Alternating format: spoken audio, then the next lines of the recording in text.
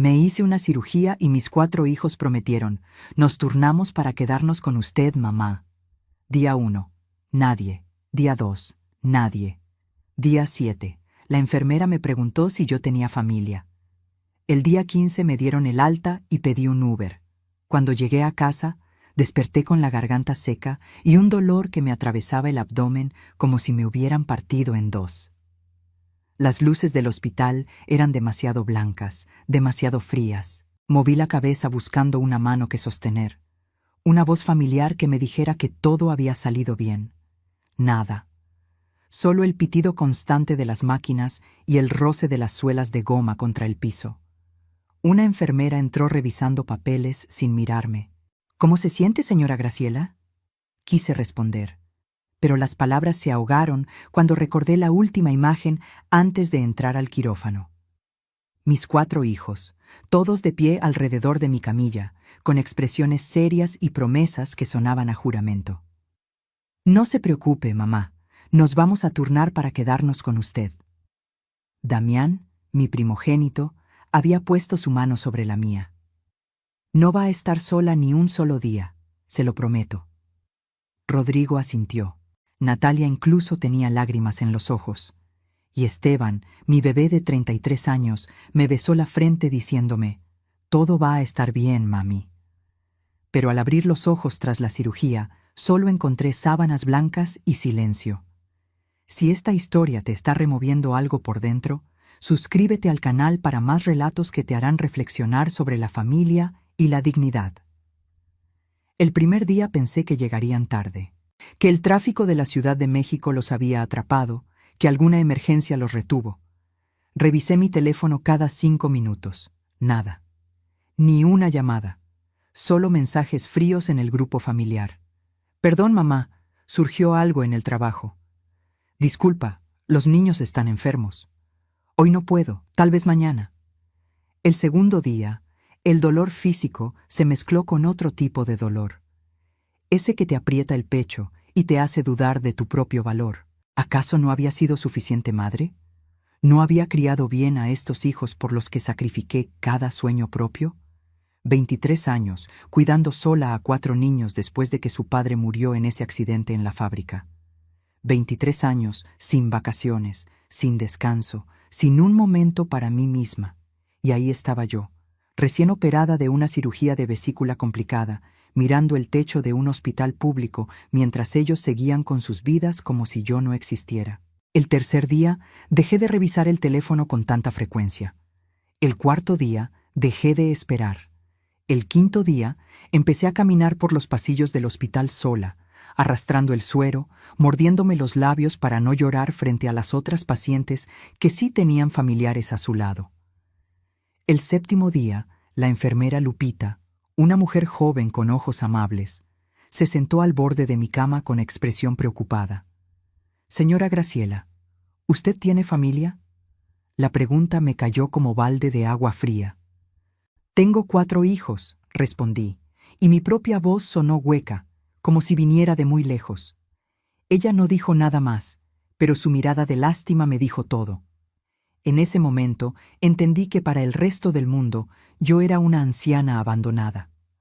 Una más de esas historias tristes que la gente comenta con pena y luego olvida. Los días siguientes se arrastraron entre revisiones médicas, medicamentos y ese vacío que crece cuando te das cuenta de que nadie vendrá. Ninguno de mis hijos contestaba las llamadas. Los mensajes quedaban en visto. La herida de mi abdomen sanaba lentamente, pero algo dentro de mí se rompía más rápido de lo que cualquier médico podía reparar.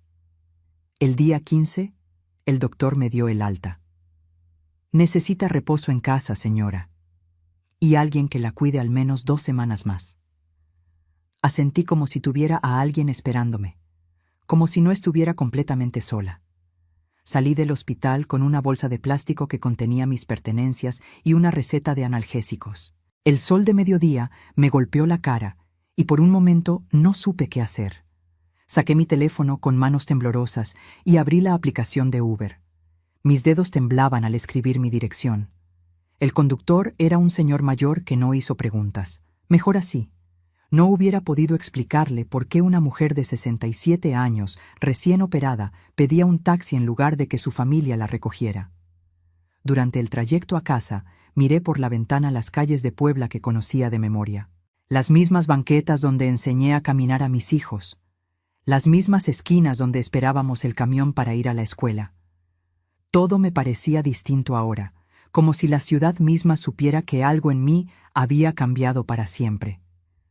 Cuando el auto se detuvo frente a mi casa, esa casa de 2 pisos con fachada color terracota que compré con el dinero del seguro de mi esposo, sentí un escalofrío. La puerta principal estaba entreabierta. Bajé del coche despacio, adolorida, confundida. Yo había dejado todo bien cerrado antes de ir al hospital. Siempre era cuidadosa con eso. Empujé la puerta con el corazón acelerado, y lo que vi al entrar me quitó el aliento que me quedaba. ¿Qué encontró Graciela en su propia casa? La respuesta cambiará todo lo que creía saber sobre sus hijos. La sala estaba revuelta. No como cuando dejas las cosas fuera de lugar por descuido, sino como cuando alguien ha buscado algo con prisa y sin cuidado. Los cojines del sofá estaban torcidos, los cajones del mueble antiguo abiertos, papeles desperdigados por el suelo. Caminé despacio. Cada paso era una punzada en mi abdomen, cada respiración un esfuerzo. ¿Hola? Mi voz sonó ridícula en mi propia casa. Nadie respondió. Avancé hacia el comedor y ahí fue donde lo noté. El espacio vacío contra la pared. La vitrina de caoba ya no estaba. Esa vitrina que había pertenecido a mi abuela Socorro, que sobrevivió la revolución, que había cruzado 3 generaciones de mi familia. Mis piernas casi cedieron. Tuve que sostenerme del marco de la puerta para no caer. No podía ser real. Alguien había entrado a robarme mientras yo agonizaba en un hospital. Subí las escaleras aferrándome al barandal, ignorando el dolor que me gritaba que me detuviera. Necesitaba revisar mi recámara. Necesitaba saber si también se habían llevado lo único que realmente importaba. Empujé la puerta de mi habitación y el mundo se detuvo. Mi joyero estaba abierto sobre la cama. Las pocas joyas que tenía estaban ahí. Los aretes de fantasía, un collar de perlas falsas, una pulsera sin valor. Pero faltaba algo. Metí las manos temblando, revolviendo cada compartimento, aunque ya sabía la verdad. El anillo de oro de mi difunto esposo había desaparecido. No era un anillo costoso para otras personas, pero para mí valía más que toda la casa junta. Era el anillo que perteneció al abuelo de Roberto, que se pasó de padre a hijo durante 80 años, que mi esposo me puso en el dedo el día que cumplimos 15 años de casados, diciéndome: «Esto es lo único de valor que tengo y quiero que sea tuyo». Se lo había prometido en su lecho de muerte. «Lo voy a cuidar como cuidé de ti, mi amor». Y ahora no estaba. Me senté en la cama sin fuerzas, con la vista nublada. Fue entonces cuando lo vi. Un papel doblado sobre mi tocador, pegado al espejo con cinta adhesiva. Lo tomé con manos que ya no me respondían y lo desdoblé. La letra era de Damián. «Mamá, vendimos algunas cosas para pagar gastos. No te enojes. Eran solo objetos viejos que ya no usabas. El dinero se necesitaba más. Cuando te recuperes hablamos». Leí la nota 3 veces. 4, 5. Como si las palabras fueran a cambiar de significado. Como si fuera una pesadilla de la que estaba por despertar. Gastos, objetos viejos. Mi herencia familiar era objetos viejos para ellos. Los recuerdos de mi abuela, el último pedazo de mi esposo, todo reducido a mercancía vendible para solucionar sus gastos. Me miré en el espejo y casi no reconocí a la mujer que me devolvía la mirada. Tenía el rostro demacrado, ojeras profundas, el cabello gris completamente despeinado. Pero lo peor no era mi apariencia física. Lo peor era el vacío en mis ojos. La expresión de alguien que acaba de entender que ha sido traicionada por las personas que más amaba en el mundo. Tomé mi teléfono y marqué a Damián con dedos temblorosos. Contestó al tercer tono, su voz casual, casi alegre. «Mamá, ¿ya saliste del hospital? Pensábamos ir a verte mañana. ¿Dónde está el anillo de tu padre?» No grité. Mi voz salió fría, controlada, peligrosa. Hubo un silencio breve, luego un suspiro. Mamá, necesitábamos dinero. Celeste y yo tenemos deudas. El anillo nos dio 35,000 pesos. Eso es más útil que tenerlo guardado juntando polvo. 35,000 pesos. Vendieron 80 años de historia familiar por 35,000 pesos. ¿Y la vitrina de la abuela Socorro? Esa la vendió Rodrigo. Creo que sacó como 20,000. Mira, mamá, sé que estás sensible por la operación, pero no es para tanto. Son solo cosas. Nosotros somos tu familia. Nosotros importamos más que un anillo viejo o un mueble. Colgué. No podía seguir escuchando. Me dejé caer en la cama, abrazando mi abdomen adolorido, y por primera vez en 15 días lloré. Lloré por mi esposo, que había confiado en que yo cuidaría su legado. Lloré por mi abuela, que había protegido esa vitrina durante la guerra. Lloré por la madre tonta que había sido, que crió a 4 hijos sin enseñarles el valor de las cosas que no se compran con dinero. Pero sobre todo, lloré porque en ese momento comprendí algo aterrador. Si mis hijos habían sido capaces de vender mis recuerdos mientras yo estaba vulnerable en un hospital, ¿qué más serían capaces de hacer? El teléfono vibró. Un mensaje de Rodrigo en el chat familiar. Mamá ya salió del hospital. ¿Alguien puede pasar a ver cómo está? Natalia respondió. Yo no puedo. Tengo 1000 cosas. Esteban. Más tarde, tal vez. Damián. Ella ya está grande. Sabe cuidarse sola. Los leí todos. Cada palabra era una puñalada más certera que el bisturí del cirujano. Me quedé ahí sentada en mi cama, en mi casa saqueada, rodeada de espacios vacíos donde antes había amor y recuerdos, y supe que algo dentro de mí acababa de romperse de forma irreparable. Pero también supe algo más. No iba a quedarme como víctima llorando sobre lo perdido. Si mis hijos creían que podían tratarme como un estorbo del que podían aprovecharse, estaban a punto de conocer una versión de su madre que nunca habían imaginado. Lo que Graciela no sabía era que el robo del anillo era apenas el comienzo. Sus 4 hijos tenían un plan mucho más oscuro, y ella estaba a punto de descubrirlo. Pasé esa primera noche en casa sin dormir, mirando el techo, sintiendo cada puntada de la herida quirúrgica mezclarse con un dolor mucho peor. Al amanecer, tomé una decisión. Necesitaba entender qué estaba pasando realmente. Mis hijos no se habían convertido en ladrones de la noche a la mañana. Algo más grande estaba ocurriendo. Me levanté despacio, preparé café de olla como me enseñó mi madre. Necesitaba algo que me devolviera a mí misma. Y me senté a reconstruir mentalmente a cada uno de mis hijos. No como la madre ciega que había sido, sino como lo que debí ser siempre. Una mujer con los ojos bien abiertos. Damián. Mi primogénito de 42 años. El hijo en quien más había depositado mis esperanzas. Vendí hasta mi alianza de matrimonio para pagarle la universidad privada en administración. Él era el que iba a triunfar, el que nos iba a sacar adelante a todos. Y lo logró, supuestamente. Tenía un trabajo estable en una empresa de logística, un auto reciente, una casa en una privada de clase media. Pero algo nunca cuadró. Siempre pedía dinero prestado. Siempre tenía una emergencia. Y estaba casado con Celeste. Celeste. Esa mujer de 38 años con uñas perfectas y bolsas de marca que yo sabía que no podían pagar. Siempre con una sonrisa plástica cuando me visitaba, siempre haciéndome preguntas que en su momento me parecían inocentes. Suegra, ¿esta casa ya está a nombre de alguien? ¿Tiene testamento? Ay, no es por nada, solo por prevenir. Las señales habían estado ahí todo el tiempo. Yo simplemente no quise verlas. Rodrigo era mi segundo hijo, 39 años, contador público. El obediente, el tranquilo, el que nunca causaba problemas. O eso creía yo. En realidad era el invisible, el que dejaba que su esposa Yanira tomara todas las decisiones. Yanira, una mujer de voz chillona y ambiciones grandes, que trabajaba en un banco y vivía obsesionada con progresar. Los había visitado hacía 2 meses y escuché sin querer una discusión.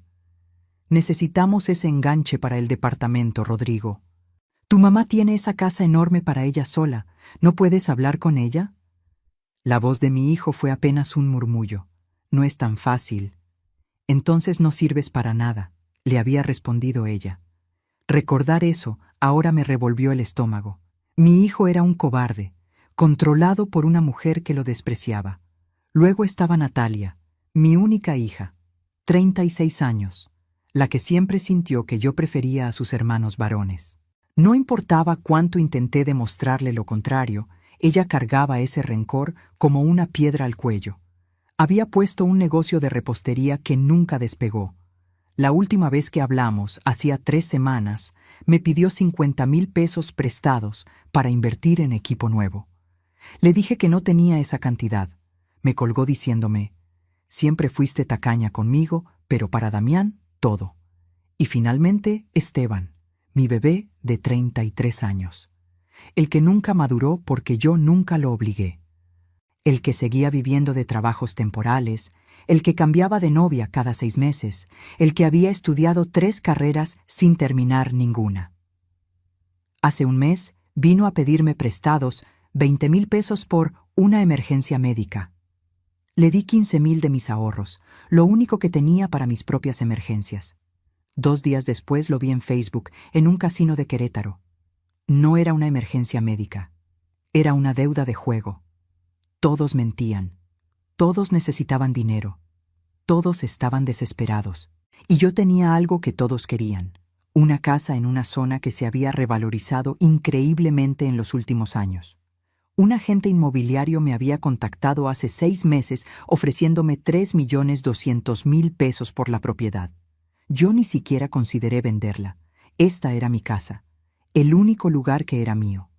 Pero mis hijos sabían el valor. Claro que lo sabían. Terminé mi café sintiendo cómo las piezas del rompecabezas encajaban con claridad dolorosa. Las visitas casuales de los últimos meses. Las preguntas sobre documentos importantes. Damián preguntando dónde guardaba las escrituras. Rodrigo ofreciéndose a ayudarme a organizar mis papeles. Natalia diciendo que a mi edad ya debería planear las cosas por si me pasaba algo. Esteban preguntando si tenía testamento hecho. No eran visitas de hijos preocupados, eran visitas de reconocimiento. Estaban planeando algo, los 4. Y yo había sido demasiado ingenua o demasiado asustada de la soledad para verlo. Tomé mi teléfono y revisé el chat familiar. Había un mensaje nuevo de Celeste, dirigido a todos. Familia, creo que deberíamos reunirnos todos para hablar sobre mamá Graciela. Me preocupa que viva sola después de la operación. ¿Qué tal este domingo en mi casa? Los otros 3 respondieron rápido, demasiado rápido. Rodrigo. Perfecto. Natalia. Ahí estaré. Esteban. Sí, hay que hablar. Ni siquiera me habían preguntado a mí. Estaban organizando una reunión sobre mi vida, sobre mi futuro, y yo era apenas un tema de agenda. Sentí algo nuevo creciendo dentro de mí. No era tristeza, no era dolor. Era algo más peligroso, algo más frío. Era claridad absoluta mezclada con una rabia silenciosa que llevaba años dormida. Me puse de pie ignorando el dolor de la herida. Caminé hasta mi habitación y del fondo de mi closet saqué una caja de zapatos vieja. Adentro estaba la tarjeta arrugada de don Heriberto Salazar, el abogado que me ayudó con el testamento de Roberto hace 20 años. Un hombre serio, de esos que ya no existen, que nunca me cobró de más y que siempre me trató con respeto. Era hora de hacer una llamada. Porque si mis 4 hijos querían jugar sucio, iban a descubrir que su madre no era la anciana indefensa que creían. Todavía tenía garras, y estaba lista para usarlas. Pero Graciela aún no sabía lo peor. Sus hijos no solo querían su casa, tenían un plan legal para quitársela, aunque ella siguiera viva. El domingo llegó como llegan las sentencias, inevitable y pesado. Me vestí con mi blusa de lino color marfil y mis pantalones grises, los más dignos que tenía. Me peiné con cuidado, Me puse los aretes de plata que Roberto me regaló en nuestro aniversario número 10. Si iban a intentar hacerme sentir como una carga, al menos no me vería como una. Rodrigo pasó a recogerme. Durante todo el trayecto a casa de Damián, estuvo callado, nervioso, tamboreando los dedos contra el volante. ¿Estás bien, hijo?, le pregunté. Sí, mamá, respondió sin mirarme. Solo escucha lo que tenemos que decirte con mente abierta, ¿sí? Esa frase me heló la sangre. Llegamos a la casa de Damián en la privada Las Fuentes. Una casa bonita de 2 pisos que siempre me había parecido demasiado grande para solo 2 personas. Celeste abrió la puerta con una sonrisa que no le llegaba a los ojos. Suegrita, qué gusto verla recuperada. Pase, pase. En la sala ya estaban todos. Natalia en el sofá individual, revisando su teléfono. Esteban recargado en la pared, mordiéndose las uñas. Damián de pie junto a la ventana, con los brazos cruzados y esa expresión seria que usaba cuando iba a decir algo importante. Celeste me guió hacia el sofá principal como si fuera una invitada de honor, o como si fuera la acusada en un juicio. ¿Quieren café? ¿Agua de Jamaica?, ofreció Celeste con esa dulzura falsa que ya me revolvía el estómago. Estoy bien, gracias. Se hizo un silencio incómodo. Los 4 se miraron entre sí como esperando que alguien más comenzara. Finalmente, Damián se aclaró la garganta. Mamá, te pedimos venir porque estamos preocupados por ti. Apreté las manos sobre mi regazo. ¿Preocupados? Sí, intervino Natalia sin levantar la vista del teléfono. Vives sola en esa casa enorme. Ya no eres joven. La cirugía demostró que en cualquier momento puede pasar algo. Pude haber muerto en esa cirugía, dije con voz tranquila, y ninguno de ustedes estuvo ahí. El silencio se volvió denso. Rodrigo bajó la mirada. Esteban dejó de morderse las uñas. Damián apretó la mandíbula. Precisamente por eso estamos aquí, dijo Celeste, sentándose a mi lado y tomando mi mano con las suyas perfectamente arregladas. Doña Graciela, nosotros no pudimos estar ahí porque, honestamente, todos tenemos vidas muy ocupadas. Trabajos, hijos, responsabilidades. No es que no la queramos, es que simplemente no podemos estar pendientes todo el tiempo. Sus palabras sonaban razonables, pero había veneno debajo. Entonces, ¿qué proponen?, pregunté, aunque ya sabía la respuesta. Damián se acercó, sacando unos papeles de una carpeta que estaba sobre la mesa de centro. Hemos estado investigando opciones. Creemos que lo mejor es que firmes un poder notarial. ¿Un poder notarial?, repetí. Solo para emergencias, se apresuró a decir Rodrigo. Por si te pasa algo y no puedes tomar decisiones. Así nosotros podemos ayudarte con los trámites médicos, los pagos, todo eso. Es muy común, suegra, añadió Celeste. Todas las personas mayores lo hacen. Mi mamá ya lo hizo con mis hermanas. Es más seguro para todos. Tomé los papeles. Eran documentos legales, llenos de palabras técnicas que apenas entendía. Pero alcancé a leer algunas frases. Poder amplio y suficiente. Administración de bienes. Facultad para vender propiedades. Esto dice que podrían vender mi casa, señalé. Solo en caso extremo, dijo Damián rápidamente. Si necesitas entrar a un hospital privado o un asilo de ancianos de calidad, esas cosas cuestan. La casa es tu mayor activo. Tendríamos que poder venderla para cuidarte bien. ¿Un asilo? La palabra me salió como un susurro. No ahora, intervino Natalia por primera vez con algo parecido a impaciencia. Pero eventualmente, mamá, vas a necesitar cuidados especializados. Ya viste que ninguno de nosotros puede estar contigo todo el tiempo. Sentí que las paredes se cerraban. Era una trampa perfectamente diseñada. Me presentaban una solución razonable a un problema que ellos mismos habían creado con su ausencia. ¿Y si firmo esto?, dije despacio. ¿Entonces sí vendrían a visitarme? ¿Entonces sí tendría a mi familia de regreso? Esteban finalmente habló, con voz suave, casi infantil. Claro que sí, mami. Es que ahorita todo está muy complicado, pero si tú estás protegida legalmente, todos nos sentiremos más tranquilos.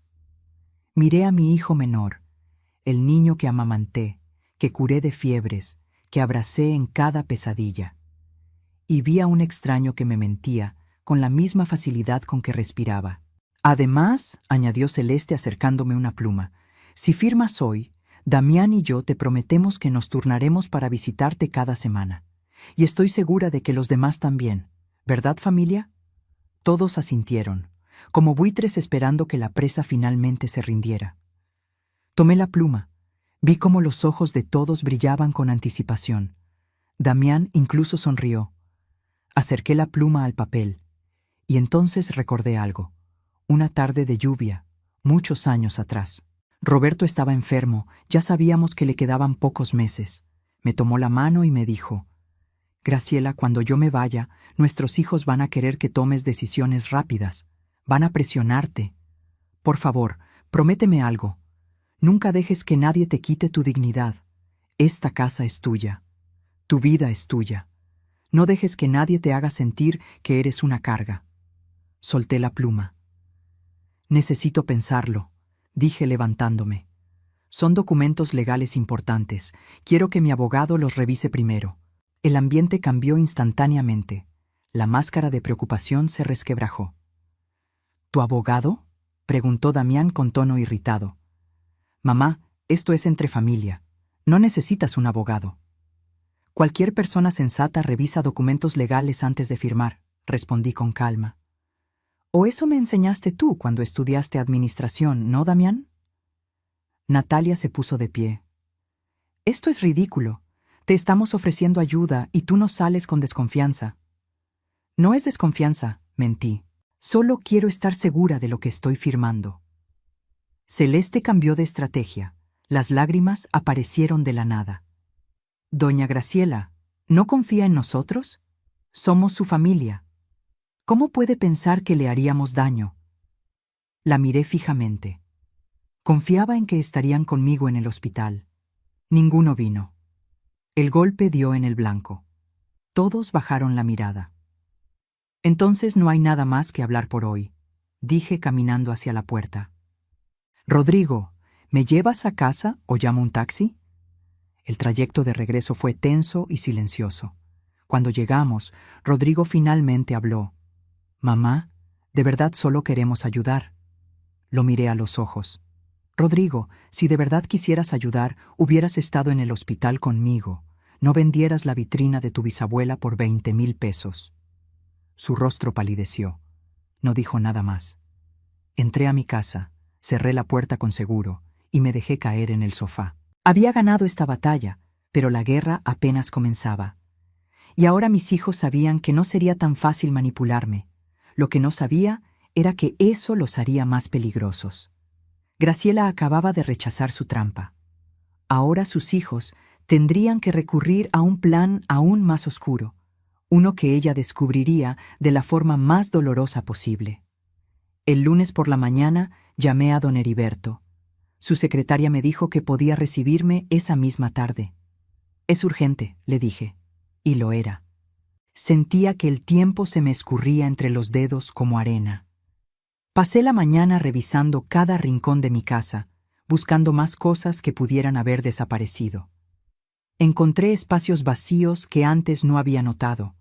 Faltaban 2 figuras de plata que Roberto coleccionaba, un reloj de pared antiguo que perteneció a mi padre, incluso una mantilla de encaje que mi madre bordó a mano.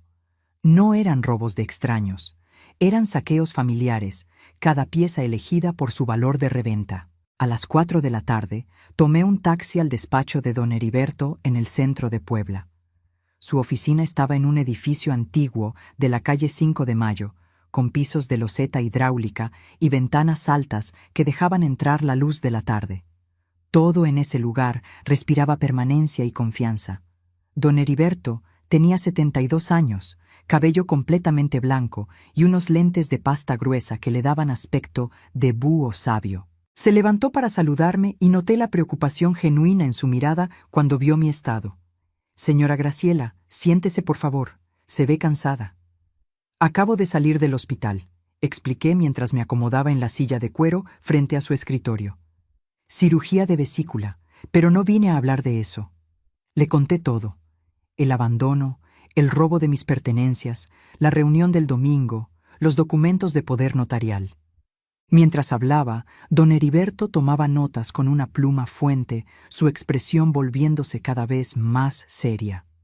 Cuando terminé, se quitó los lentes y se frotó el puente de la nariz. Señora Graciela, lo que me cuenta es más grave de lo que imagina. ¿Trajo los documentos que querían que firmara? Los saqué de mi bolsa. Él los leyó con cuidado, página por página, y con cada línea su ceño se fruncía más. Esto no es un simple poder para emergencias médicas, dijo finalmente. Esto es un poder notarial amplísimo. Si hubiera firmado, sus hijos tendrían control total sobre todos sus bienes. Podrían vender su casa sin su consentimiento, vaciar sus cuentas bancarias, incluso internarla en una institución contra su voluntad. Sentí que el aire se me escapaba de los pulmones. ¿Pueden hacer eso? Con este documento sí. Y lo peor es que está redactado de forma que parece inofensivo. Pero los detalles técnicos son devastadores. Hizo una pausa. Señora Graciela, tengo que decirle algo más, y no será fácil de escuchar. Mi corazón se aceleró. ¿Qué cosa? Don Heriberto abrió un cajón de su escritorio y sacó una carpeta. Hace 2 meses, su hijo Damián vino a este despacho. No me reconoció porque quien lo atendió fue mi socia, la licenciada Morales. Él vino a hacer consultas sobre herencias en vida, sobre cómo una persona mayor podría transferir propiedades a sus hijos, sobre el proceso para declarar a alguien legalmente incapaz. El mundo se inclinó bajo mis pies. ¿Incapaz? Sí. Preguntó específicamente qué se necesitaba para que un juez declarara a una persona incapaz de administrar sus propios bienes por cuestiones de salud mental o física. Don Heriberto abrió la carpeta y me mostró las notas. La licenciada Morales le explicó el proceso. Se necesitan evaluaciones médicas, declaraciones de familiares, pruebas de que la persona no puede tomar decisiones por sí misma. Pero yo estoy perfectamente bien de la cabeza, dije, aunque mi voz temblaba. Eso no importa si consiguen médicos que digan lo contrario. Y créame, con dinero y las conexiones correctas, no es difícil. Se inclinó hacia adelante. Señora Graciela, sus hijos no solo quieren su casa, están planeando quitarle su autonomía completa. Me quedé en silencio, procesando. Todo encajaba con una claridad aterradora. La reunión del domingo no era solo para convencerme de firmar. Era el primer paso de un plan más grande. Si no firmaba voluntariamente, buscarían otra manera. ¿Qué más averiguó?, pregunté, porque algo en la expresión de don Heriberto me decía que había más. Él dudó, pero finalmente continuó. Hice algunas llamadas. Tengo contactos en bancos, en juzgados. No es ético, pero usted es mi clienta y me preocupa su bienestar. Sacó más papeles.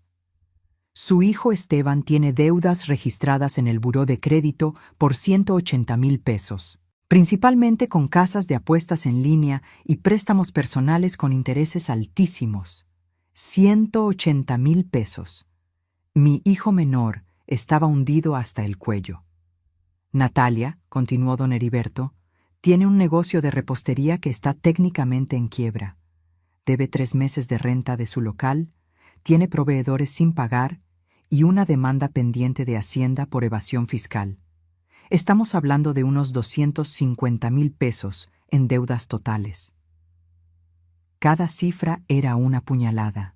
Rodrigo y su esposa Yanira solicitaron un crédito hipotecario hace un mes para comprar un departamento en una zona nueva de la ciudad. El banco se los aprobó condicionado a que dieran un enganche de 400,000 pesos. No lo tienen. Ya se comprometieron con el vendedor y si no pagan en 3 semanas, pierden un anticipo de 50,000 pesos que ya dieron. Y Damián, dije con voz hueca, sabiendo que lo peor vendría al final. Don Heriberto asintió gravemente.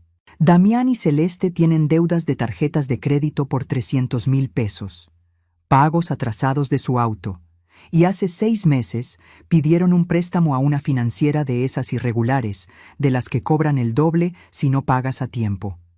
Deben 120,000 pesos y los intereses están corriendo. Hice los cálculos mentales. Entre los 4, mis hijos debían más de 1.000.000 de pesos, y mi casa valía 3.200.000. Todos necesitan dinero urgentemente, murmuré. Todos están desesperados. Exactamente. Y usted es su solución. Don Heriberto cerró la carpeta. Señora Graciela, entiendo que son sus hijos. Entiendo que esto debe doler de una manera que no puedo imaginar. Pero necesita protegerse. Ya. ¿Qué me recomienda? Primero, cambiar su testamento inmediatamente. Segundo, actualizar los beneficiarios de cualquier cuenta bancaria o seguro. Tercero, considerar vender la casa y mudarse a un lugar donde ellos no la encuentren fácilmente. No voy a huir de mis propios hijos, dije con firmeza sorprendente. Esta es mi casa. La compré con el dinero del seguro de Roberto. La mantuve trabajando de costurera durante años. Es mía. Entonces tenemos que ser más astutos que ellos.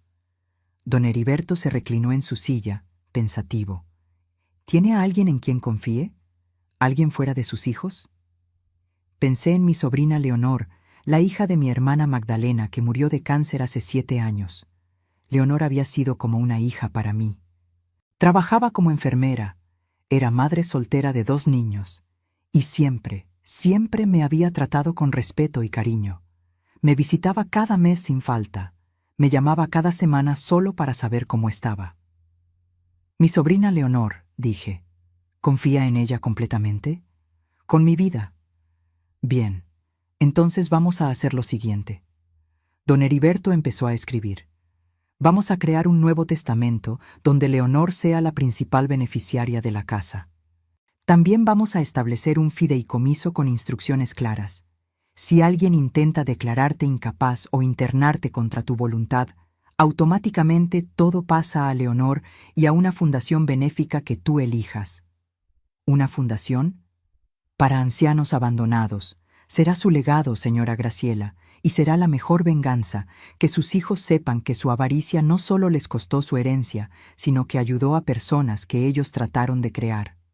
Por primera vez en días, algo parecido a una sonrisa tocó mis labios.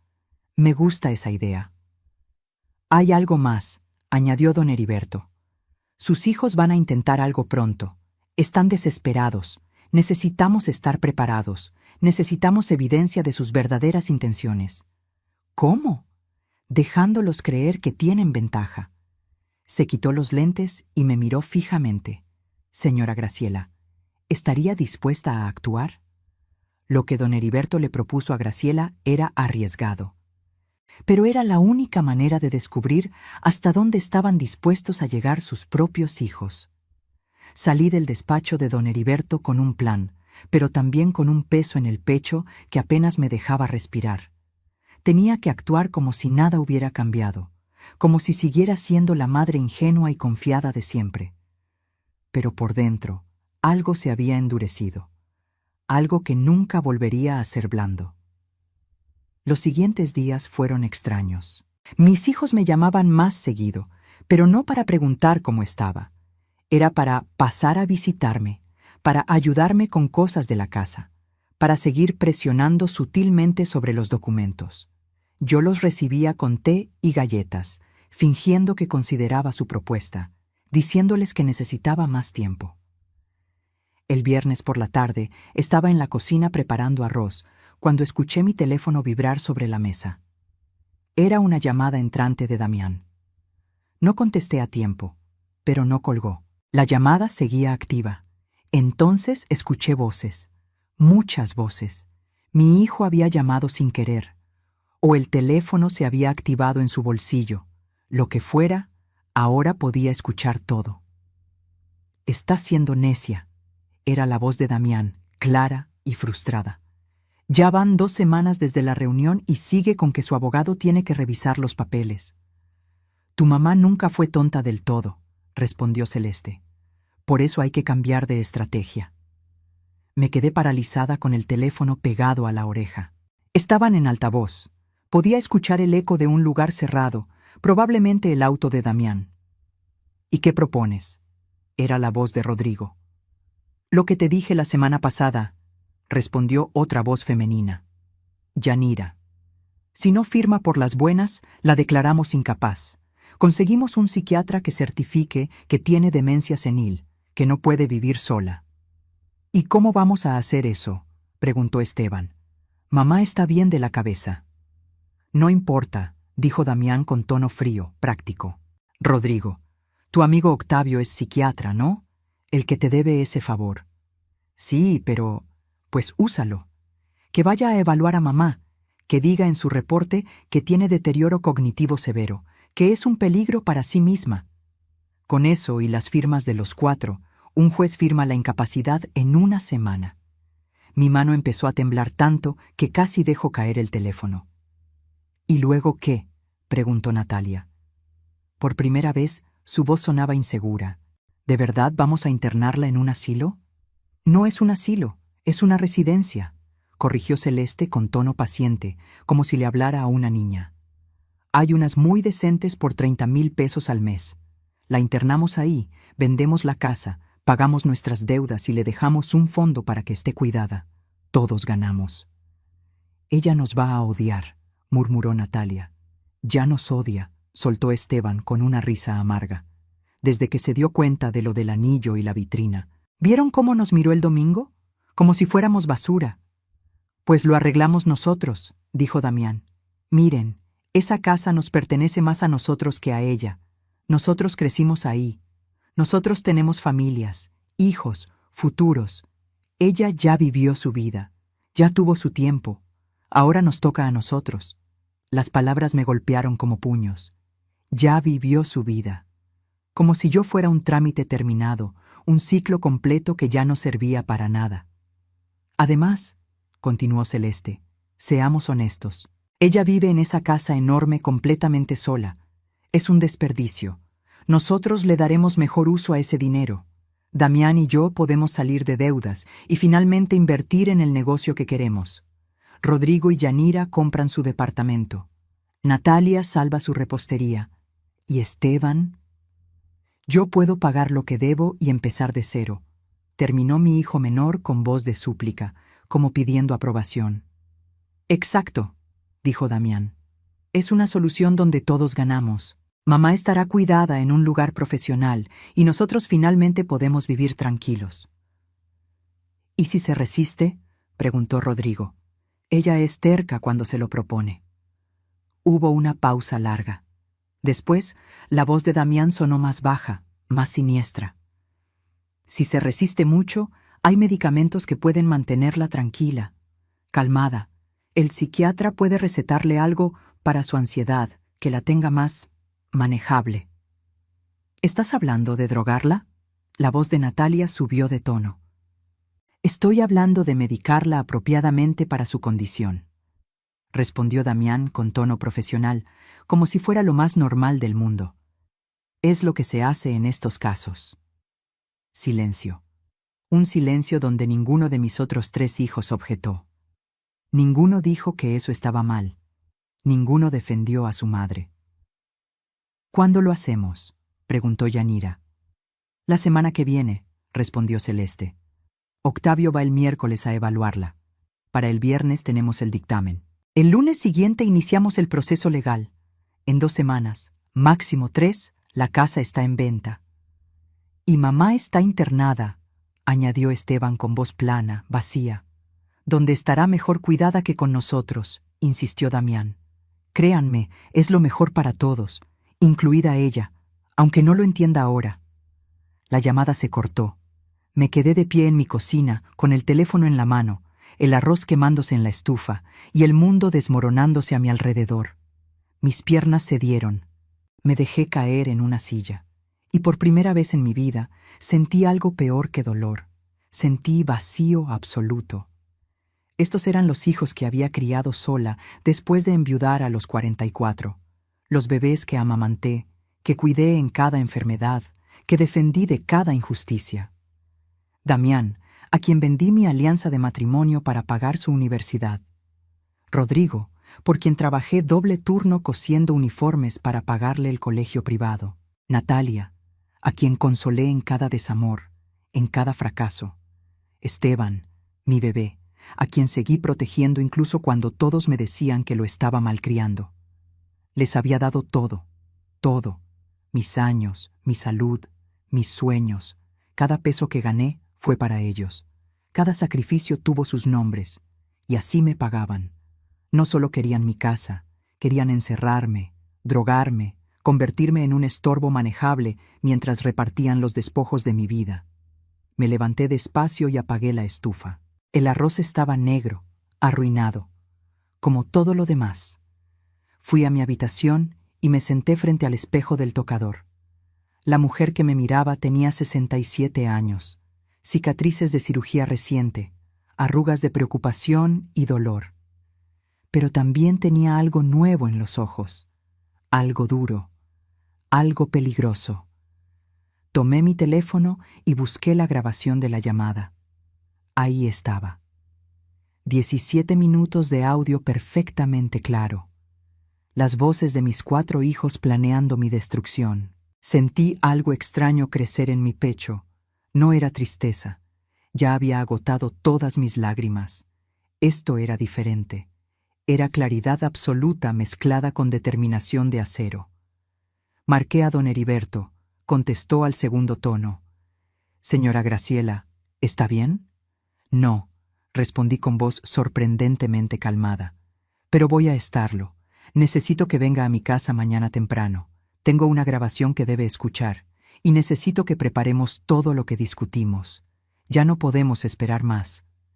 «¿Qué pasó?» «Mis hijos acaban de mostrarme quiénes son realmente, y yo voy a mostrarles quién soy yo». Esa noche no dormí. Me quedé sentada en la sala, en la oscuridad, con la grabación en mi teléfono y una claridad mental que no había tenido en años. Mis hijos habían cometido un error. Creyeron que era débil. Creyeron que mi amor de madre me haría ciega y obediente. Pero se olvidaron de algo importante. Antes de ser su madre, yo era Graciela Mendoza. La mujer que sobrevivió a la pobreza. La que crió 4 hijos sola. La que convirtió dolor en fortaleza una y otra vez. Si querían guerra, tendrían guerra, pero sería en mis términos, y esta vez ganaría yo. Graciela ya no era la víctima, ahora era la estratega, y su plan para recuperar su dignidad apenas estaba comenzando. Don Heriberto llegó a mi casa a las 8 de la mañana del sábado. Traía consigo a la licenciada Morales, su socia, una mujer de unos 50 años con mirada inteligente y modales directos que me cayeron bien de inmediato. Les serví café y pan dulce que había comprado temprano en la panadería de Don Chuy. Necesitaba mantener las apariencias de normalidad. Luego puse el teléfono sobre la mesa y reproduje la grabación. Vi cómo sus expresiones cambiaban conforme escuchaban. Don Heriberto apretaba la mandíbula. La licenciada Morales tomaba notas rápidas, subrayando frases específicas. Cuando terminó, el silencio en mi cocina era denso como niebla. «Esto es oro puro», dijo la licenciada Morales finalmente. «Es evidencia directa de conspiración para cometer fraude, intento de despojo y hasta podríamos argumentar intento de secuestro. Con esta grabación, cualquier intento legal de ellos queda destruido». «Pero no quiero destruirlos», dije, y ambos abogados me miraron sorprendidos. «Quiero que aprendan, quiero recuperar mi dignidad y quiero que entiendan lo que hicieron, pero no quiero verlos en la cárcel». Don Heriberto asintió lentamente. «Entonces necesitamos un plan más sutil, más devastador emocionalmente que legalmente». «Exactamente», dije. «Quiero que sientan lo que yo sentí. Quiero que pierdan lo que creyeron ganado, y quiero que sea por sus propias acciones, no por las mías». Durante las siguientes 2 horas diseñamos el plan. Era arriesgado, requería que yo actuara de forma convincente, pero era perfecto. Haría que mis hijos revelaran su verdadera naturaleza ante testigos, ante autoridades, ante ellos mismos. «¿Está segura de que puede hacer esto?», preguntó la licenciada Morales. «Va a requerir que actúe como si estuviera perdiendo la memoria, como si estuviera confundida. Va a ser doloroso fingir debilidad». «He fingido estar bien durante semanas mientras me desangraba por dentro», respondí. Puedo fingir estar mal durante unos días si eso me devuelve mi vida. Firmamos los nuevos documentos ese mismo día. El testamento quedó modificado. La casa iría a Leonor y una parte sustancial a una fundación que crearíamos para ancianos abandonados por sus familias. Los beneficiarios de mis cuentas bancarias cambiaron. Todo quedó protegido, blindado legalmente. Ahora viene lo difícil, dijo don Heriberto. Tiene que llamar a sus hijos y actuar como si algo estuviera mal. Tiene que plantarles la semilla de que su plan está funcionando. Esa tarde llamé a Damián. Dejé que el teléfono sonara varias veces antes de contestar, como si me costara trabajo encontrarlo.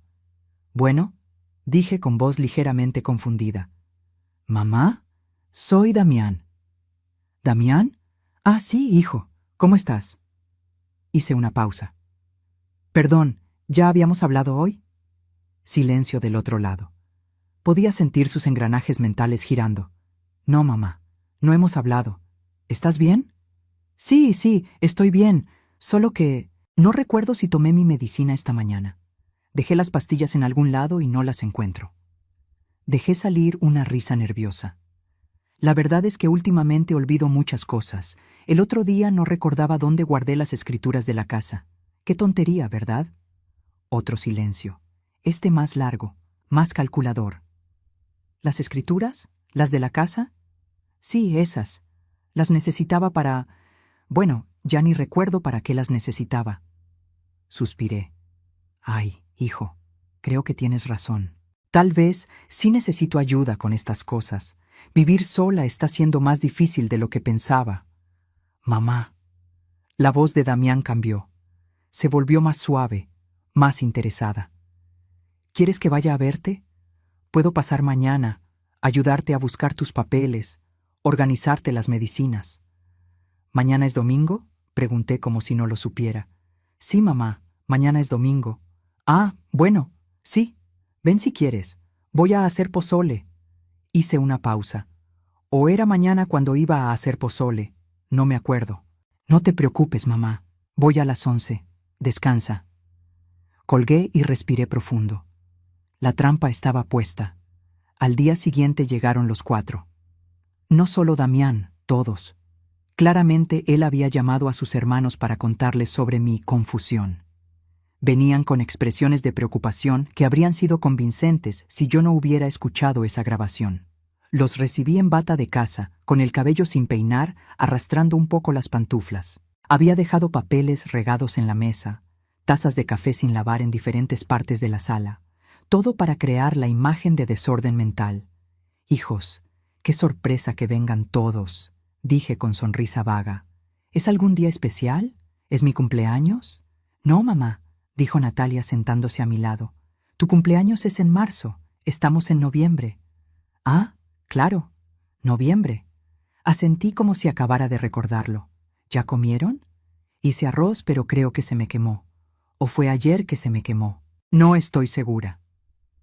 Los vi intercambiar miradas, miradas de oportunidad. «Mamá», Rodrigo se arrodilló frente a mí.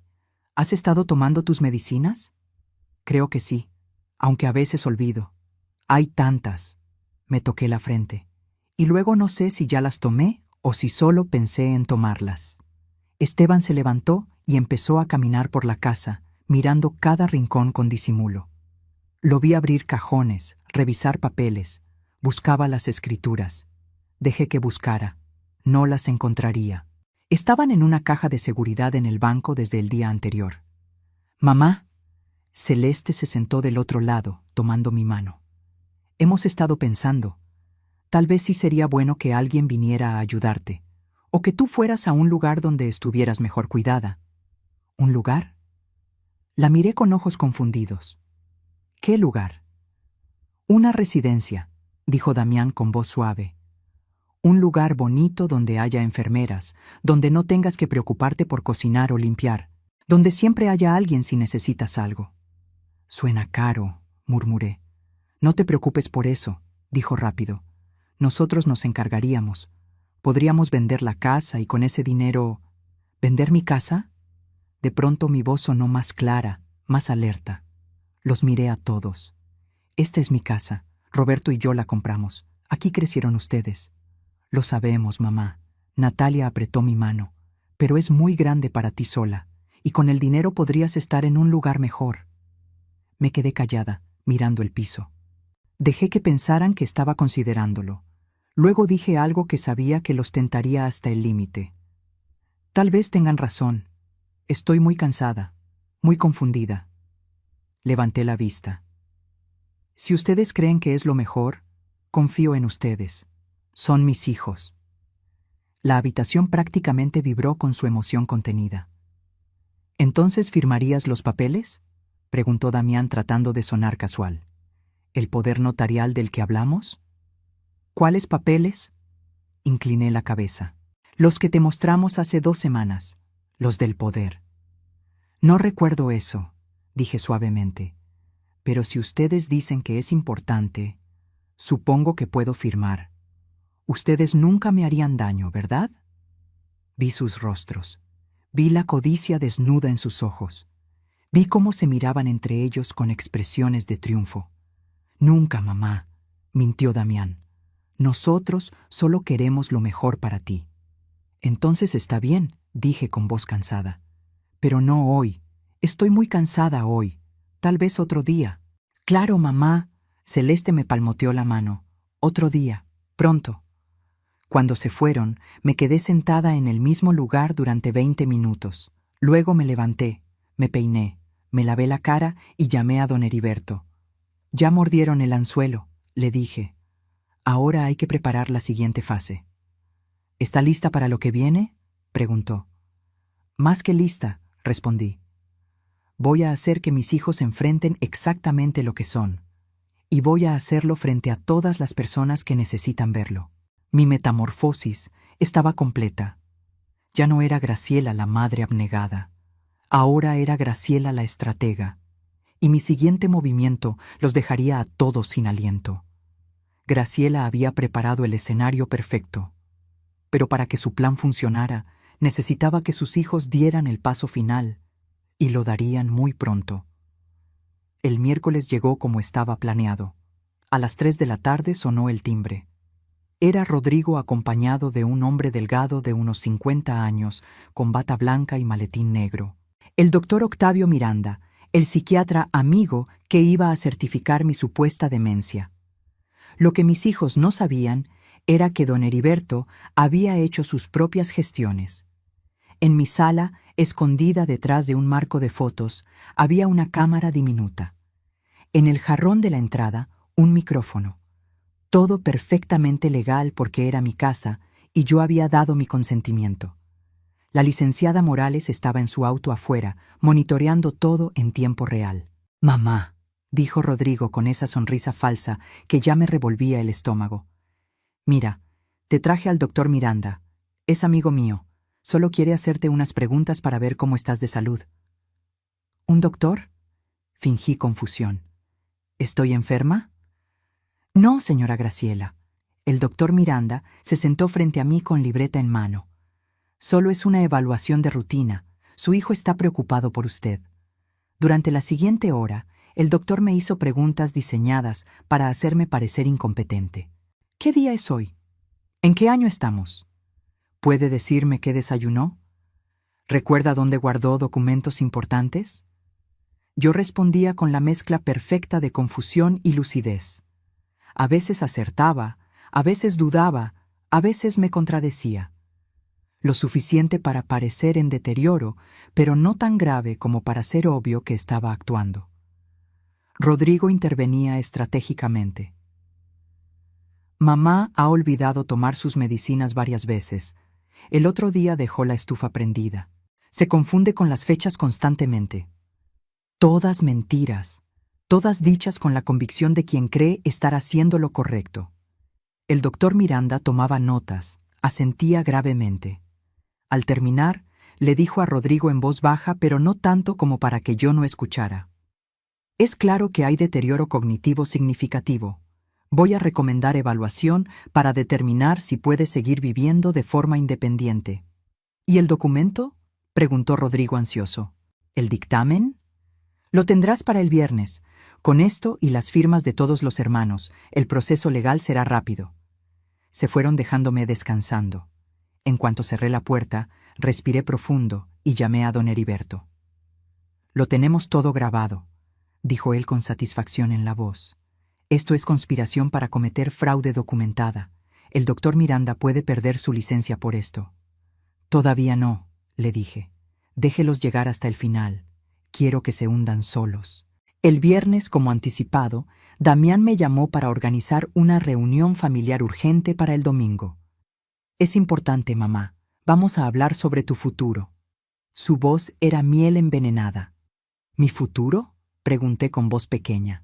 «Sí, mamá, para que estés mejor cuidada. Te queremos». El domingo llegaron todos a las 11 de la mañana. Pero esta vez no venían solos. Damián traía una carpeta gruesa con documentos. Celeste traía folletos de residencias para adultos mayores. Todos vestían formal, como si fuera una ocasión especial. Lo que no sabían era que yo también había invitado a algunos otros. Los recibí en la sala, sentada en mi sofá favorito, con la misma bata de casa y expresión confundida de días anteriores. «Hijos, qué bonito que vengan todos. ¿Es Navidad?» «No, mamá», dijo Natalia sentándose. «Es noviembre todavía. Recuerda que hablamos de esto». Damián abrió su carpeta. «Mamá, trajimos los papeles que necesitas firmar. Es para tu protección». «Rodrigo te explicó que el doctor vino a verte, ¿verdad?» «¿Un doctor?», parpadeé. «Creo que sí. Creo que vino alguien». «Sí, mamá».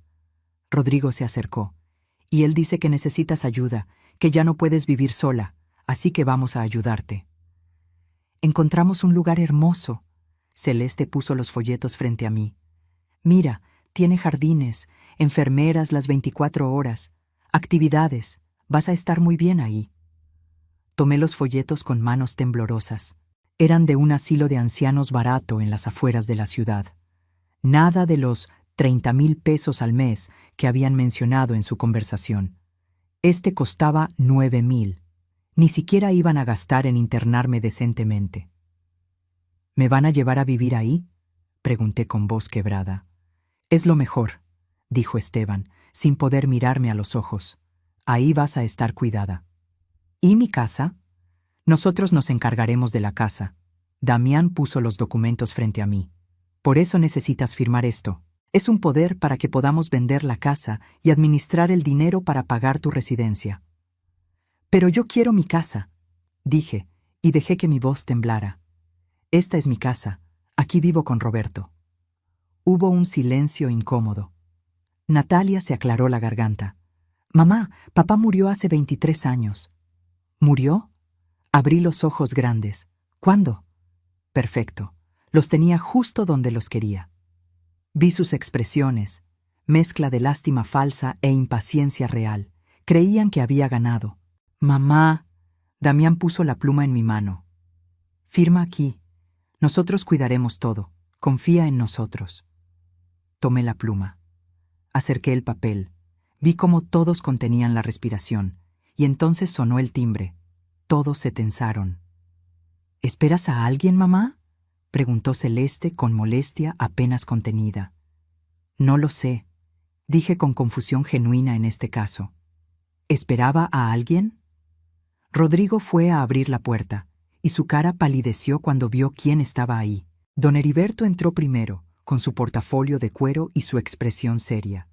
Detrás de él venía la licenciada Morales, y detrás de ella, mi sobrina Leonor, con lágrimas en los ojos pero la mandíbula apretada.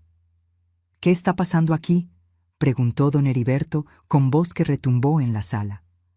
«¿Y usted quién es?». Damián se puso de pie, su postura defensiva.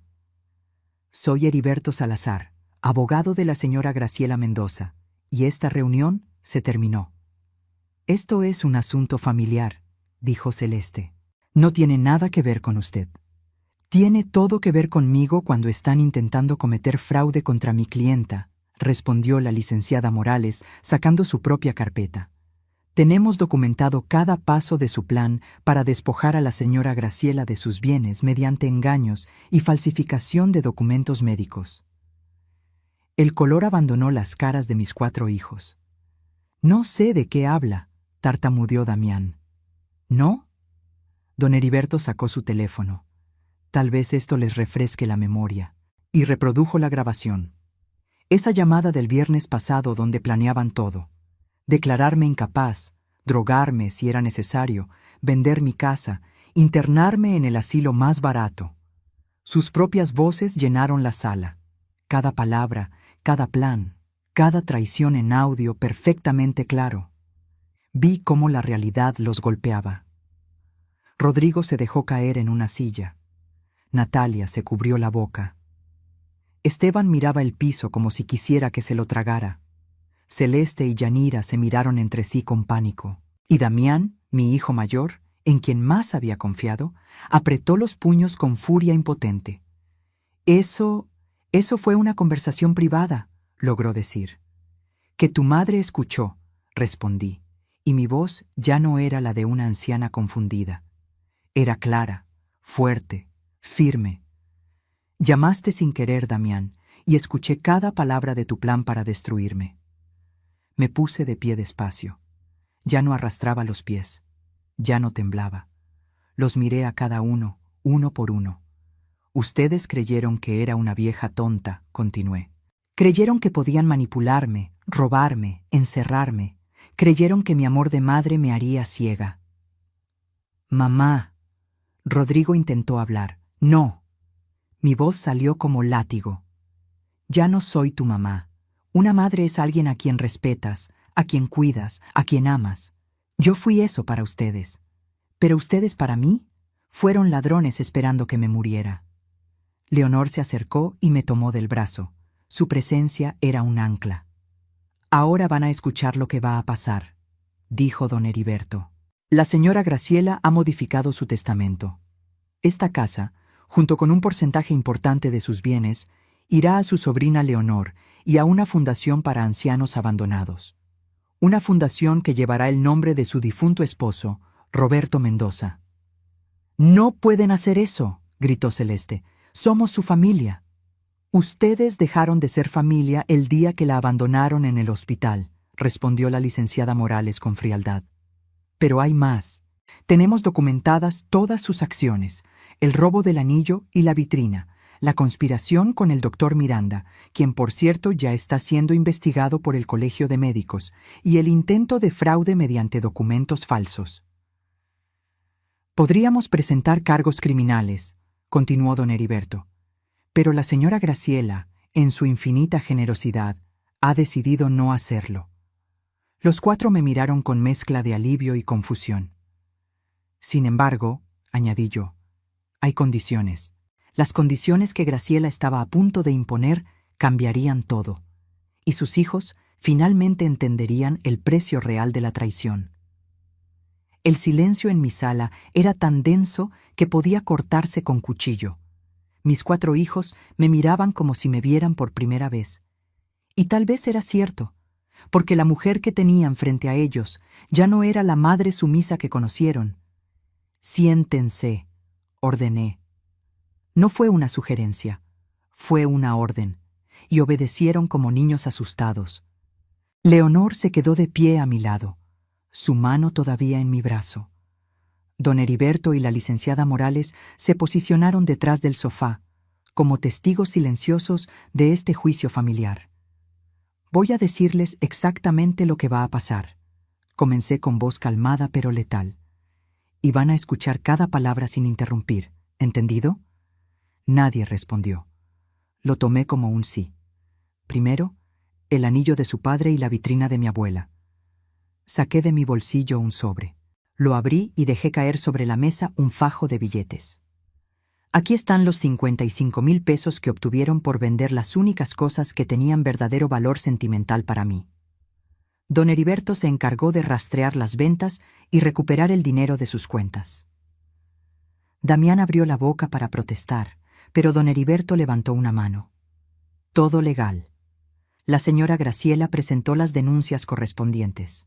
Ustedes vendieron propiedades robadas. Técnicamente, podrían enfrentar cargos.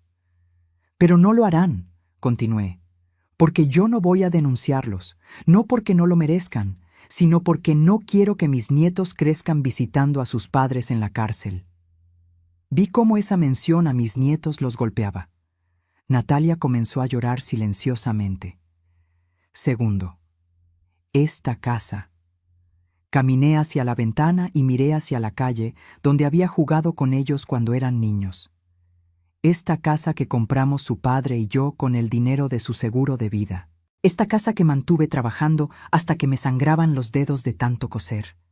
Esta casa donde los crié a los 4. Esta casa ya no será de ustedes. Mamá, por favor, empezó Esteban. Mi testamento, lo interrumpí, establece claramente que al morir, el 60% del valor de esta casa irá para Leonor, quien ha sido más hija para mí en estos últimos años que ninguno de ustedes. El 40% restante irá a la Fundación Roberto Mendoza para ancianos abandonados. Damián se puso de pie de golpe. Eso es injusto. Nosotros somos tus hijos biológicos. Siéntate, Damián. Mi voz cortó el aire. Porque todavía no termino. Se sentó despacio, la rabia contorsionándole el rostro. Además de eso, saqué otro papel de mi bolsillo.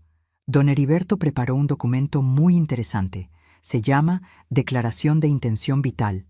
En él establezco que si en algún momento alguien intenta declararme incapaz sin mi consentimiento, o internarme contra mi voluntad, o administrar mis bienes sin una orden judicial debidamente fundamentada, automáticamente se activa una cláusula. Todo, absolutamente todo, pasa de inmediato a Leonor y a la Fundación.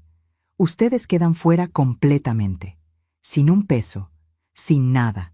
La licenciada Morales agregó: este documento está registrado ante notario y tiene copias en 3 instituciones bancarias diferentes. Es impugnable solo con mi muerte o con evidencia médica de múltiples especialistas independientes. El doctor Miranda ya no podrá ayudarlos. Su dictamen quedó inválido cuando documentamos su conspiración. Rodrigo tenía la cabeza entre las manos. Yanira lloraba. Celeste miraba a Damián como culpándolo por todo. Natalia sollozaba sin consuelo. Esteban parecía un niño perdido. Tercero, continué, y mi voz se quebró ligeramente aquí porque esta parte dolía incluso a mí. Sus nietos, mis nietos. Levanté la vista y los miré directamente. Sebastián tiene 8 años, Valeria tiene 6, los mellizos de Rodrigo tienen 5 y Andrea, la hija de Natalia, tiene 4. Nombrarlos me costó, porque a ellos sí los amaba sin condiciones. Ellos no tienen culpa de lo que ustedes hicieron. Así que he creado un fideicomiso educativo para cada uno. 200,000 pesos por niño, que recibirán cuando cumplan 18 años, exclusivamente para educación universitaria. Vi sorpresa en sus rostros. No esperaban eso. Ese dinero, aclaré, viene de mis ahorros de toda la vida, del trabajo que ustedes creyeron que no valía nada, y lo recibirán directamente ellos, sin pasar por ustedes, ni un peso. Mamá. Natalia intentó hablar entre lágrimas. No. Levanté mi mano. Ustedes tuvieron su oportunidad de hablar cuando planeaban drogarme, cuando decidieron que yo ya había vivido suficiente. Ahora me toca a mí. Caminé de regreso al centro de la sala y los enfrenté a todos. Cuarto, el doctor Octavio Miranda. Ya presentamos una queja formal ante el Colegio de Psiquiatras. Su evaluación falsa está siendo investigada. Probablemente pierda su licencia. Y ustedes, miré específicamente a Rodrigo, van a tener que explicarle a tu amigo por qué lo involucraste en un fraude. Rodrigo palideció aún más. Quinto, los documentos que trajeron hoy para que yo firmara. Don Heriberto los tomó de la mesa. Quedaron anulados en el momento en que reprodujimos la grabación. Son evidencia de intento de fraude. Los guardamos por si algún día deciden intentar algo similar. Hice una pausa. Respiré profundo. Lo que venía era lo más difícil. Y sexto, ustedes. Los miré uno por uno. Mi primogénito que vendió mi pasado por 35,000 pesos. Mi segundo hijo, que fue demasiado cobarde para defender a su madre. Mi única hija que confundió mi amor con preferencia y convirtió resentimiento en venganza. Mi hijo menor que nunca maduró y ahora pagaba el precio. Yo los amé con cada fibra de mi ser, dije, y las lágrimas comenzaron a rodar por mis mejillas. Les di todo, mi juventud, mi salud, mis sueños. Cuando su padre murió y me quedé sola con 4 niños menores de 19 años, pude haberme rendido. Pude haber buscado quien me mantuviera, pero no lo hice porque ustedes eran mi mundo.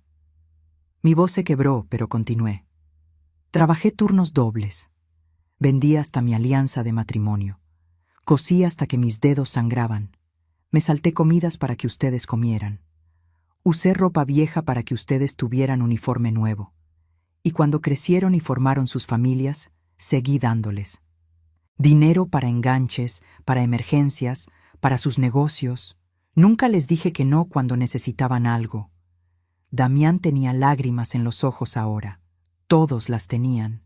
Y cuando finalmente yo los necesité, cuando estuve en ese hospital enfrentando una cirugía que pudo matarme, ninguno de ustedes apareció. Ni uno solo. Mi voz subió de volumen. Me abandonaron en el momento más vulnerable de mi vida. Y luego, mientras yo me recuperaba sola, entraron a mi casa y me robaron. Vendieron los únicos recuerdos tangibles que me quedaban de las personas que amé. Lo sentimos, sollozó Natalia. ¿Lo sienten? Mi risa fue amarga. ¿Sienten haberlo hecho o sienten que los atrapé? Nadie respondió. La respuesta estaba clara en sus caras avergonzadas. Esto es lo que va a pasar ahora, dije con firmeza recuperada. Pueden seguir siendo parte de mi vida o pueden irse, pero si se quedan, será bajo mis términos. Nada de visitas falsas buscando oportunidades, nada de preguntas sobre dinero o herencias, nada de manipulaciones. Saqué el último documento de mi bolsillo. Don Heriberto preparó un acuerdo. Si quieren tener alguna relación conmigo de ahora en adelante, lo firman. En él se comprometen a respetar mis decisiones, a no intentar manipularme o controlarme, y a aceptar que mi testamento y mis bienes son asunto mío y de nadie más. ¿Y si no firmamos?, preguntó Damián con voz ronca. Lo miré directo a los ojos. Entonces no vuelven a poner un pie en esta casa, no vuelven a llamarme, y cuando yo muera se enterarán por el periódico. El peso de esas palabras cayó sobre ellos como lápida. Tienen una semana para decidir, dije. Don Heriberto les enviará copias del acuerdo. Si firman, podemos intentar reconstruir algo. No será lo mismo, nunca volverá a ser lo mismo. Pero tal vez, con años de esfuerzo genuino de su parte, podamos tener algún tipo de relación. Me acerqué a la puerta y la abrí. Ahora váyanse. Todos. Necesito descansar. Y necesito que esta casa vuelva a sentirse como mi hogar, no como un campo de batalla. Uno por uno se levantaron. Celeste y Yanira salieron rápido, sin mirar atrás. Esteban se detuvo frente a mí, con lágrimas rodando por su cara. Mamá, yo. Pero no encontró las palabras, solo bajó la cabeza y salió. Rodrigo me miró con ojos rojos. Perdóname. Fue todo lo que dijo antes de irse. Natalia se detuvo y me abrazó. Yo no le devolví el abrazo. Toda mi vida creí que no me querías, susurró. Y ahora entiendo que siempre me quisiste. Fui yo quien no supo verlo. La solté suavemente. Tienes una semana, Natalia. Damián fue el último, mi primogénito, el niño en quien deposité tantas esperanzas. Se paró frente a mí con el orgullo destrozado. Creí que estaba haciendo lo correcto, dijo con voz quebrada. Creí que te estaba protegiendo. No, Damián, respondí con cansancio infinito. Creíste que estabas protegiendo tu herencia. Hay una diferencia enorme. Se fue sin decir más. Cerré la puerta y me apoyé contra ella. Las lágrimas que había contenido finalmente salieron. Leonor me abrazó mientras yo lloraba. Lo hiciste bien, tía, susurró. Fue lo correcto. ¿Por qué duele tanto hacer lo correcto?, pregunté entre sollozos. Porque el amor real siempre duele cuando lo traicionan, respondió. Pero también sana, ya lo verás. Don Heriberto y la licenciada Morales se despidieron poco después, dejándome sola con Leonor. Nos sentamos en la sala, en silencio, mientras la tarde se convertía en noche. Graciela había ganado la batalla, pero el verdadero desafío apenas comenzaba: aprender a vivir con la victoria. 6 meses después, me desperté en mi casa con el sol entrando por la ventana de mi habitación. La herida de la cirugía había sanado completamente, pero las cicatrices invisibles tomaban más tiempo. Algunas mañanas todavía dolían. Me levanté despacio, ya no por dolor físico, sino por costumbre. Preparé café de olla en la cocina, que ahora se sentía más grande y más silenciosa, pero también más mía. Mientras el aroma llenaba el espacio, recordé cómo había sido esa primera mañana después de la confrontación. El vacío. La sensación de haber ganado una guerra pero perdido una familia. Excepto que no la había perdido toda. Leonor venía a visitarme 2 veces por semana. Sus hijos, mis sobrinos nietos de 7 y 9 años, llenaban la casa de risas los domingos. Ellos no cargaban el peso de la traición ni las expectativas. Solo traían amor simple, honesto, sin condiciones. Y luego estaban mis propios nietos. De mis 4 hijos, solo Natalia firmó el acuerdo. Lo hizo después de 3 días de la fecha límite. Llegó sola una tarde lluviosa con los ojos hinchados y el papel en las manos. No espero que me perdones, había dicho, pero quiero intentarlo. Quiero que Andrea conozca a la verdadera tú, no a la abuela que yo inventé en mi cabeza por mi propio resentimiento. Y lo estaba intentando. Venía cada 15 días, siempre puntual, siempre respetuosa. No preguntaba por dinero, no mencionaba la herencia, solo traía a Andrea y tomábamos té mientras la niña jugaba en el jardín. Las conversaciones eran incómodas al principio, llenas de silencios pesados, pero lentamente, muy lentamente, estábamos construyendo algo nuevo, algo honesto. Los otros 3 no firmaron. Damián intentó negociar. Envió mensajes diciendo que el acuerdo era demasiado severo, que necesitaba términos más justos. Don Heriberto le respondió que no había negociación posible. No volvimos a saber de él. Me enteré por Natalia que él y Celeste se divorciaron 2 meses después de todo. Aparentemente, cuando quedó claro que no habría herencia que perseguir, Celeste decidió buscar mejores oportunidades en otro lado. Rodrigo mandó una carta escrita a mano que llegó 4 semanas después de la confrontación. No pedía perdón directamente, pero explicaba cómo Yanira lo había manipulado durante años, cómo se había sentido atrapado entre su esposa y su madre, cómo eligió mal. La carta terminaba diciendo: «Entiendo si no quieres volver a verme. Solo quería que supieras que yo sí te quise, mamá. Solo que no supe cómo demostrarlo». No firmó el acuerdo, pero tampoco volvió a pedir nada. Existíamos en un limbo mutuo de respeto distante. Esteban simplemente desapareció. Natalia me contó que había huido a Guadalajara para escapar de sus acreedores. Cada tanto me llegaban noticias de terceros, que estaba trabajando en un restaurante, que había conocido a alguien que seguía apostando. Era como tener un hijo fantasma, presente en mi memoria pero ausente de mi vida. Y extrañamente, con el tiempo, esa ausencia dolió menos. Caminé hacia mi estudio, la habitación que había convertido en oficina de la fundación. Sobre el escritorio había pilas de solicitudes, cartas de agradecimiento, fotografías de ancianos que ahora recibían ayuda gracias a la Fundación Roberto Mendoza. Habíamos ayudado a 17 personas en estos 6 meses, ancianos abandonados en hospitales sin familia, abuelos desalojados de sus propias casas por hijos codiciosos, personas de la tercera edad que necesitaban apoyo legal para proteger sus bienes. Cada historia era un espejo de la mía, y cada vez que ayudábamos a alguien, sentía que la traición de mis hijos adquiría un significado más grande. Su egoísmo había sembrado semillas de protección para otros. Leonor manejaba la parte administrativa de la fundación con eficiencia y corazón. Don Heriberto ofrecía servicios legales pro bono 2 días al mes. La licenciada Morales daba talleres gratuitos sobre protección patrimonial para adultos mayores. Yo, con mi experiencia de primera mano, hablaba con cada persona que llegaba buscando ayuda. Les contaba mi historia, les mostraba que sobrevivir era posible, que recuperar la dignidad era posible, y por primera vez en décadas sentía que mi vida tenía propósito más allá de ser madre. El timbre sonó sacándome de mis pensamientos. Era Leonor con carpetas bajo el brazo y una sonrisa en el rostro. «Tía, tengo noticias», dijo mientras entraba. «¿Recuerdas al señor Villegas?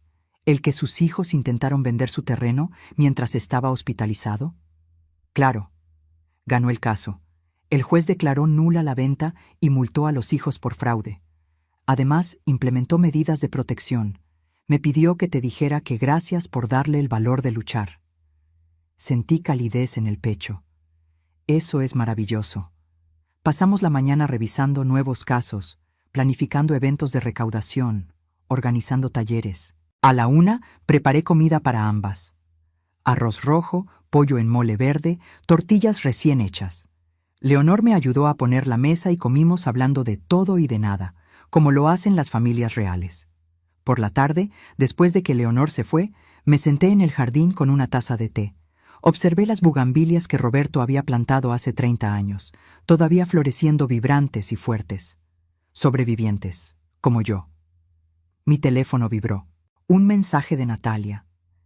«Tía, Andrea pregunta si puede quedarse a dormir este viernes. Quiere que le enseñes a hacer las galletas de nuez que tanto le gustan». Respondí. «Claro, dile que compro los ingredientes». Otro mensaje, este de un número desconocido. «Señora Graciela, soy Mariana Torres. La licenciada Morales me dio su contacto. Mi suegra está pasando por una situación similar a la suya. ¿Podríamos hablar?» Respondí. «Llámeme mañana a las 10. Con gusto la escucho». Guardé el teléfono y miré el cielo que comenzaba a teñirse de naranja con el atardecer. Pensé en Roberto, en cómo habría manejado él todo esto. Probablemente con menos teatro y más directa acción legal. Pero creo que estaría orgulloso de mí de todas formas. Orgulloso de que finalmente aprendí a no dejar que nadie me quitara mi dignidad. Pensé en mis hijos, en el amor que sentí por ellos cuando nacieron, en los sacrificios que hice sin dudarlo, en las esperanzas que deposité en ellos. Todo eso había sido real. No era un error amar profundamente. El error fue amar sin límites, sin esperar reciprocidad, sin exigir respeto. Ahora entendía que el amor de madre no debía ser incondicional al punto de la autodestrucción, que poner límites no era dejar de amar, era amarse a una misma lo suficiente para no permitir el abuso. ¿Los extrañaba? Sí. Algunas noches todavía lloraba por el Damián de 8 años que se subía a mi cama durante las tormentas, por el Rodrigo de 12 que me ayudaba a coser en las noches cuando los pedidos se acumulaban, por la Natalia adolescente que me peinaba y decía que quería ser como yo, por el Esteban pequeño que decía que cuando creciera me compraría una casa más grande.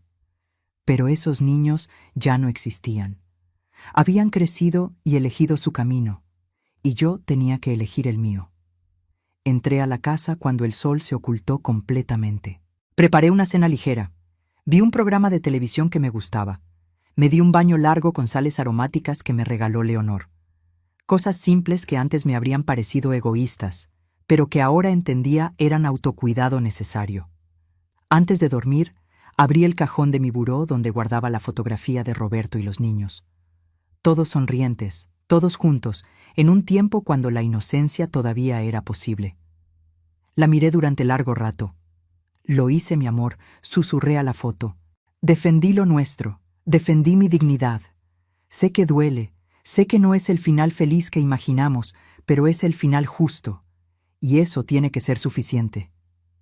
Guardé la foto y apagué la luz. Al día siguiente sería otro día de la fundación, otra oportunidad de ayudar a alguien, otra oportunidad de convertir mi dolor en propósito.